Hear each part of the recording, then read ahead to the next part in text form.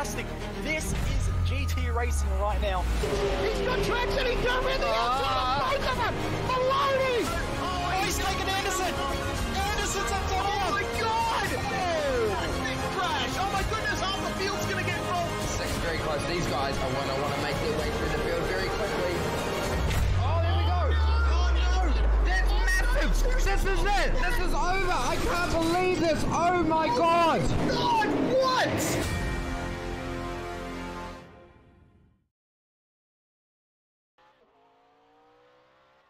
Good evening, everyone. Welcome to Friday night on SimSpeed TV. It means we're bringing you the VRS GT Series, coming to you live from the Tsukuba racetrack, located just outside of Tsukuba in Japan. It is very tight, very twisty track that we'll be heading to with the GT3 machinery. Expect a bit of carnage, a little bit of push and shove in this one. Very tight infield sections. Going to give these drivers a very big challenge tonight. 40-minute race as per usual, so anything is possible. Joining me again tonight is Nick Skriev behind the scenes. Once again, our lovely producer, Scott Fountain. Nick, tonight, obviously we're going to talk about this a bit. It's a very tight, complex track to bring big, massive GT3 machines, so going to be in for a bit of a challenge tonight, these drivers. Yeah, exactly. Super tight, super challenging. I think it's roughly 12 corners. Yeah, so 12 corners, really short. As you can see, CASPER LUND with a 53.4 second lap. So, yeah, there'll be a lot going on. I reckon a lot of lap traffic and, yeah, a lot of crashes. Well, we can hope that they'll prove us wrong and we'll have a fantastic race on our hands. Yes, we can see the lap times are starting to roll. Expect probably not a huge spread in time. Good thing is when we come to these sorts of racetracks that are so short, it makes it the lap times a lot closer than what we sort of usually expect. And with the GT3 machinery downforce, the grip that they have, it also aids that as well. See coming out of the final at the moment, Bevan in the Ford GT3. Someone brave enough to challenge this track and forward, so hats off to Ian in this one. But looks as though we do have a fairly big mix of machinery versus C, so be interesting to see which one will come out on top. Eh? Yeah, just seeing the early qualifying results is not really one manufacturer getting too much favoured. Yeah, I think we're getting about 4 or 5 different manufacturers in the top 5, so yeah, we're not seeing any BOP getting favoured anyway yet, but yeah, still, look, we've still got 3 minutes to go, so sorry, we've still got 4 minutes to go as I just checked the time. So being such a short track, they can get out, get a warm out, like an out lap in, yeah, and really get their qualifying underway. Yeah, see the track starting to actually get a bit of cloud cover at the moment, so helping a few of the late runners. Those have sort of decided to hold back, not go out too early. Such a short circuit. The tyres really need to come up to temp, like with the GT3 machinery at the moment. Probably the first lap is going to be a bit hard to sort of get times out of. Second lap's probably going to be your best opportunity, but even then, tyres takes them probably in the laps I've ran a little bit earlier. It takes really about your third or fourth lap before you really start to feel confident with tyres. So in this one, you're probably going to notice that the second lap's going to be the quick one. And, going to be a bit of confidence to throw the car around, but just seeing at the moment, the field's pretty even. Oh, I can see HEIKO coming out of the corner at the moment, a bit sideways as he came out. Field spread only just by about a second from down to 17th, so we're seeing already the field is already fairly compacted, especially in sort of that sort of 5th to 13th, even there. It's like 0.2 of a second separating that gap. So that mid-pack is incredibly tight. Yeah, that's it. So yeah, you really want to be try and get up the front. There's a lot of cars in this event. What are we looking at? About 25, 26 cars on a 1.27 mile track. So yeah, if you really want to try and be up the front, because it's going to get difficult if you're down the back, and with good race pace, you might still get held back with a really big with a lot of cars in front. Yeah, having a quick look, there's not a whole lot of opportunities to pass. Be into turn 12, but being such a wide open corner, getting a pass done is going to be a bit tricky. So turn 1's obviously going to be your best opportunity to get the pass done. Turn 10, another viable option as well, but then you've got the run on back straight. So few cars, Dean Grogan on screen at the see. So he just started lap. Be on his out lap by the look of it. So see how it goes. Got a minute 30 left, so always very sideways. This is a first lap. It's not looking too good at the moment. Mike Mason on screen. Back in 24th at the moment, so I believe he is about to finish his second lap. Have a quick look on screen. Rounds the final corner at the moment. Doesn't look to be pushing too hard, I can see at the moment. So have a look as he gets to the line. Doesn't look like he's moving anywhere. Nope, will stay in 24th. So you can see Dean Grogan at the moment has actually started his lap, but it'll be very tight in the times. He's got less than a minute to get to the finish line. There's no cool down as what we usually sort of see in a lot of other sessions where you'll have a minute or two to get your lap in. There's only a few seconds once you go past the time limit. So if you haven't got the time in by the time it kicks over, you won't make it count. So this will be his only lap. Comes out of turn 11, heading down up to turn 12. Got to make it count. It's got to be a good lap. Otherwise, we'll be looking to start from the back of the grid. He's the only driver not set a time. He's actually pulling out of it. Yep. Okay. Looks as though we'll have Dean starting from the back of the grid. Yeah, that's it. It's really unfortunate to not get a lap in. Not too many people really getting off tracks because the track limits are pretty generous, and yeah, everyone keeps it in pretty tight. But yeah, everyone's set a lap. Dean's a few seconds off the pace, so yeah, he'll be wanting to try and get some pace early on to get past everyone. Quickly rattle through the grid. A very short start for this one. So Christopher Lund will start on pole. Oh, sorry, Casper Lund will start on pole. Martin Zerveld will start second. Ian Bevan in the Ford GT will start third. Renato ARAUJO will start fourth. Christian MOES will start fifth. RAUL Swanlung will start sixth. Matt Cox, seventh. Weeby Nijkamp in eighth. Peter Ruska in ninth. And rounding out the top 10, Juan Renato. Yep, from 11th, Giorgio Amati to Andrea Enemico, Raul Gallego to Dennis Hewley, Agustino TEJERO to Kyle Reef. In 17th, Ryan Eswell, Ruben Lasso Rodriguez, Christopher Hoig, and Hendrik Potish. It's making me look good. Anthony Mayat will start 21st, 22nd, Shui Aikida, Tom Schwartz 23rd, Mike Mason 24th, HEIKO LUDESCHER in 25th, and D. Grogan rounding out the field. I felt you got the tough ones of those, Simon. Yeah, I might have got the tough ones. As they head onto the front straight, we've already got the green flag waving. This race is underway. The field fairly spread out as they head up into turn 1. Very tight section. Looks as though most of the field is sorting themselves out for the moment. No one's really getting aggressive on the start, which is good to see. Everyone's giving every opportunities to make the first laps. They head into the first hairpin. There was a little bit of contact between 18 car. Quite see what happened, and we do have a spin already. Yeah, we just had one of the Audis round at turn 4. Oh, and he's off again. Kay Raif looks to be the one. Ended up at the back. Not sure what caused the second one. But yes, we did notice a little bit earlier. Trying to catch the name again. Looked as though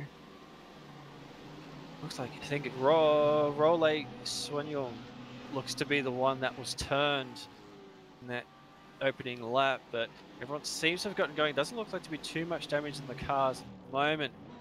Looks like we'll manage to keep going without too many issues. We can see a few battle packs forming at the moment. So we'll battle for position up ahead. That's it. Get position 9-8. Peter Hruska and Andre going forward at the moment. So that's your battle just inside the top 10. That was for 8th and 9th. We've also got coming in the background Dennis Huell looking to join onto the back of that battle pack at the moment. So a little train forming here. You can see in the background cars getting sideways, so they're still trying to sort themselves out even on the second lap. Yeah, just trying to get a bit of heat into those tyres. Looking at the top 5, or really nearly the top 10 remains relatively unchanged. So, yeah, a really clean start. Simon, what do you reckon would be the go for the overlap? Like get a pit stop in early and try and get out of these slower trains, or try and stick it out while while the tyres are warm? Typically with these cars, I'd sort of say that the thing with these, because they don't have to do tyre changes in these for these 40-minute races, tyres are done separate from fuel, so there's no real gain. And also the tyre wear is probably not a huge factor. There is obviously tyre wear, but not to the extent that you'd notice a huge difference. So at this point, it'd probably be more thinking about where you are in the field and where you could capitalize in some free air. So where you've got this little battle pack that's just sort of outside the top 10, you know, looking at the position, you've definitely got pace. You can obviously make a move through the field.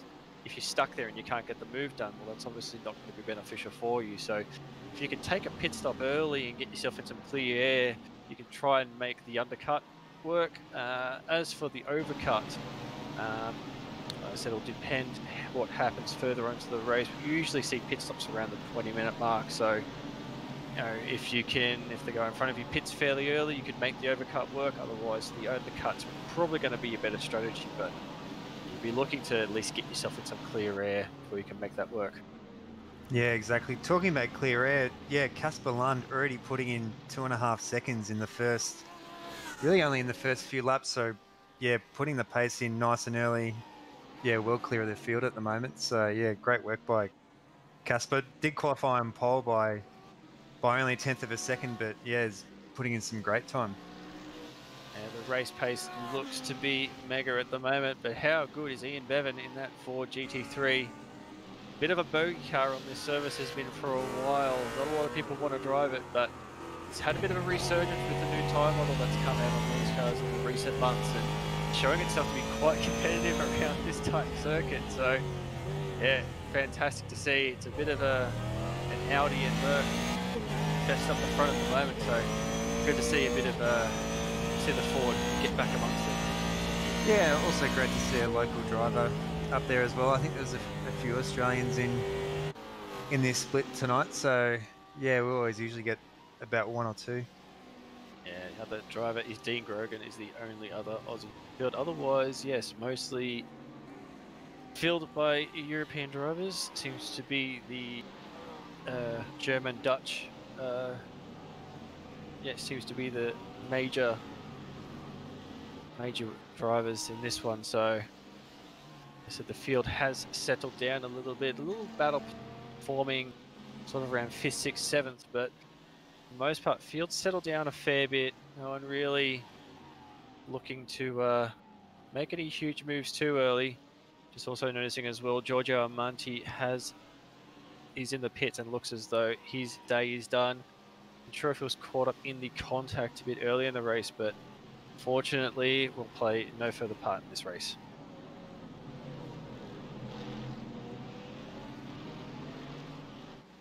On screen there looked to be Anthony Mayat making a pass.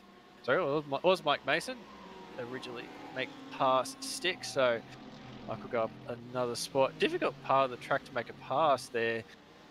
Coming out of the have a quick look at my track map. When you come out of turn 9, you've got to sort of get the car right up alongside the the driver in front of you to really make that pass stick. So did notice he just got the nose in there at the last second, and obviously the driver played fair with that one, allowed that pass to stick. So moment pack out front just seems to be steadily going along. See a little bit of a contest going on between. Just have a quick look. I think it's Christian Moses and Matt Cox. Yeah, that'll be it. Oh, Matt Cox is the car in front, but it looks as though he's be involved in this one. But yeah, we have the BMW behind. Yeah, good to see a BMW hanging in there as well. I figured that this track, bit of a slide, he's held on to it.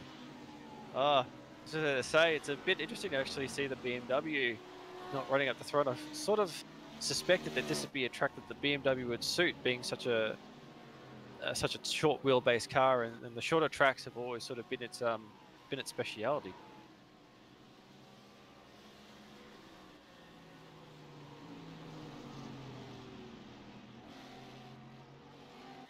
Get back into it, but sorry. Oh yeah, just catching Martin, and yeah, Ann's just holding that gap pretty well. Everyone's pretty nice and tight at the moment, so not too much changes. Saw a few passes early on, but yeah, everyone just wants to tap away. Still got about half an hour to go, so probably no late runs as of yet. See HEIKO having a bit of a look into turn one, but not much going on there. Yeah, we sort of gave the impression this was going to be a bit of a door-banging race, but yeah, it seems to have caught the split that everyone just wants to take it a bit easy. So it's a very sensible racing so far. Everyone just seems to have settled into a bit of a groove, but see what plays out. Pit stops will obviously still be a factor in this one.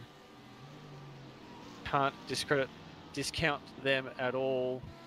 See, even all over the back of Martin at the moment.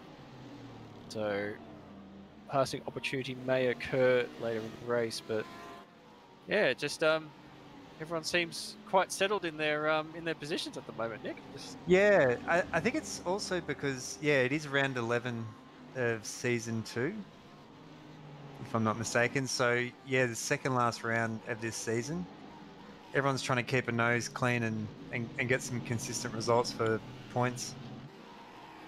Yes, got to remember that there is a championship to play for in this one, so not a broadcasted soft, so the max points are not going to be available for these guys, but for their respective divisions, because obviously each race there's multiple different divisions, but depending on what I rating you have, so a few of these drivers will have something to play for. So if they are in a bit of a title fight at the moment with someone that's on track, so see this little battle pack is still going on. We can see HEIKO definitely wants to get past Christoph Hung at the moment. He's had a few looks into turn one. It seems to be where he's strongest at the moment. But the rest of the track, Christoph seems to have his measure. No real other opportunities to have a look. Also got car in the background as well of Dean Gregon, who's just sliding it just as we brought it to attention. He has a little bit of a slide. Fortunately hasn't spun it, but it's just going to lose a bit of time to the cars in front, unfortunately. But the battle pack up front seems to be quite solid at the moment. Renato seems to be playing himself into this one as well. We can't discredit him at the moment. He's just hanging outside that battle for the podium. You've got Matt Knox, Christopher MOES as well hanging in there. So BMW running very wide. Well, that was nearly going to involve a bit of contact there. Not sure if Peter really knew what was going on. The BMW just running a fair bit wide on that corner. Bit hard to sort of see, especially when the car in front of you runs a bit wide. It can be a little bit hairy trying to know what they're going to do when they come back, but no contact there, but might see a passing opportunity as they head into turn one.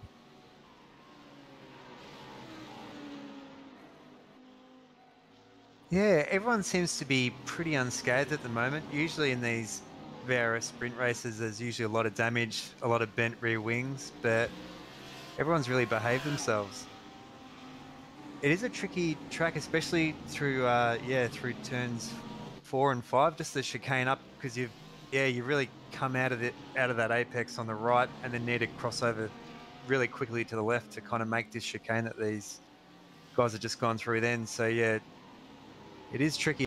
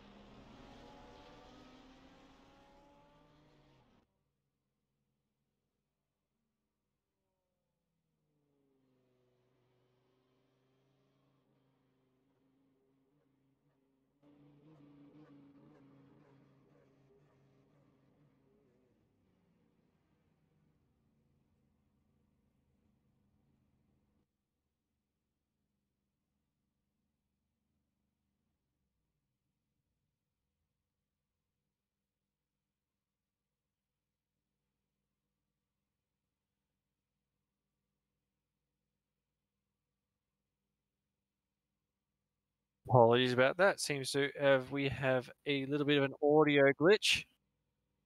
You can see race has come to an end. Casper Lund has taken victory in this one.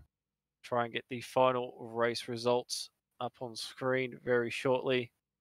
And there we have Casper Lund will take victory. Martin Ziegfeld will take home second. Matt Cox, brilliant drive up to third. Ian Bevan, fighting valiantly, come home in fourth. Renato ARAUJO will come home in fifth. Peter Haruska in sixth. Webb Nijkamp will come home in seventh. Andre Efemenko in eighth. Ninth, Christian MOES, and rounding out the top 10 will be Role Swanlung. Yeah, just catching 11. Dennis Hule to 1. Panos Pindo. Augustini Tero in 14th. Anthony Myat. RAUL GALLEGO to Mike Mason. Tom Shorts to Hendrik Potish, Kai Reef, and Ryan Erswell. And rounding out the field will be Christopher Hung will come home in 21st, a lap down. Ruben Lazo Rodriguez, 22nd. HEIKO Lodge will come home 23rd. Dean Grogan looked to be a fantastic drive through the field, but unfortunately struck with something going wrong. Shuhei Aikido, first of the DNFs, and Giorgio Amonti, the final DNF in the field, going out early in this one. So obviously quite a decent race. We sort of expected a lot of pushing and shoving, but no, we were left impressed with quite a good race there, Nick. Yeah, no, it was good. Showed sticking it out there was most beneficial with both Casper Lund and Martin waiting to the last minute to make their pit stops. Everyone kept their nose really clean, very consistent, but Casper absolutely dominating up the front with an almost 12-second lead by the end of it. Fantastic effort indeed. So apologies again for the commentary issues. Unsure what has happened there, but we'll have those rectified. But that's it for us tonight. Don't forget to check out tomorrow NASCAR iRacing, the NASCAR iRacing series on the iRacing Esports Network. We've got the Circuit XL E-Series tomorrow night. Then on Sunday, the official iRacing Grand Prix Series with the GT3 Carbon Gaming Series starting up as well. And, of course, round 6 of the V8 Scops coming to you from Watkins Glen. My name's Simon Zomo. Thank you to Nick Skreyev joining me in the box. And, as always, the beautiful Scott Fountain behind the cameras tonight. Thank you and enjoy your night.